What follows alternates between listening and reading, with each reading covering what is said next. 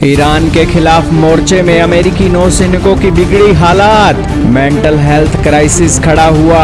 America के Abraham Lincoln aircraft carrier पर 250 दिनों से समुद्र में तैनात है एयरक्राफ्ट कैरियर। जी हाँ दोस्तों, अमेरिका की नौसेना के 5500 से अधिक नौसैनिक अब्राहम लिंकन एयरक्राफ्ट कैरियर पर तैनात हैं और पिछले 250 दिनों से ईरान के खिलाफ इन्होंने मोर्चा छेड़ रखा है।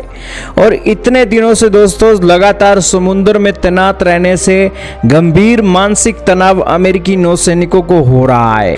हाल ही में अमेरिकी मीडिया रिपोर्ट सामने आई जिसमें बताया गया कि मानसिक रूप से थक चुके कुछ सैनिकों ने तो समुद्र में कूदकर अपनी जान देने की भी कोशिश की।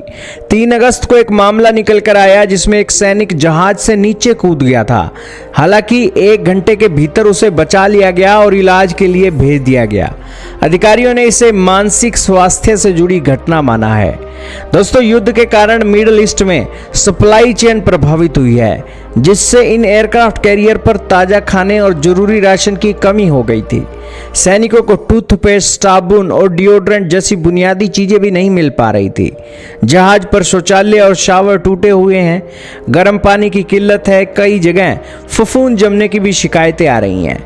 हालांकि इन सभी शिकायतों के बीच अमेरिकी सेंट्रल कमांड के प्रमुख एडमिरल ब्रैंड कूपर ने युद्धपोत का दौरा किया और कहा कि स्थिति को बढ़ा चढ़ाकर दिखाया जा रहा है।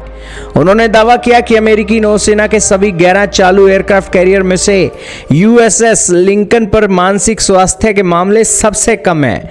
नौसेना ने स्थिति को संभालने के लिए जहाज पर अतिरिक्त मेंटल हेल्थ काउंसलर्स, डॉक्टरों और पादरियों की तैनाती की है।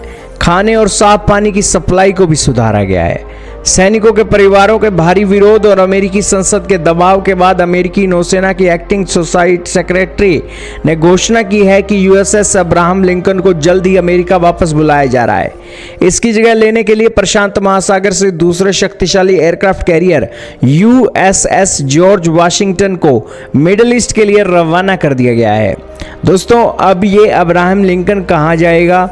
दोस्तों, ये इसके अंदर कितने नौसैनिक तैनात थे तो बताया जा रहा है 5000 से 5500 नौसैनिक तैनात थे। दोस्तों, पहले ये सैन डिएगो कैलिफोर्निया से मिडिल ईस्ट के वॉर के अंदर एंटर करने के लिए आया था और अब इसकी घर वापसी होगी। घर वापसी होगी तो दोस्तों इस एयरक्राफ्ट कैरियर की मेंटेनेंस का काम होगा और सभी 5500 नौसैनिकों को दोस्तों लंबी छुट्टी दे दी जाएगी, जिसके बाद दोस्तों अमेरिका में वो अपनी लग्जरी लाइफ को एंजॉय करेंगे अपने परिवार के साथ।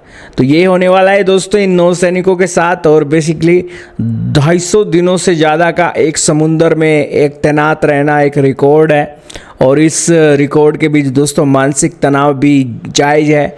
आपका इसके बारे में क्या मानना है कमेंट सेक्शन में ज़रूर बताइएगा।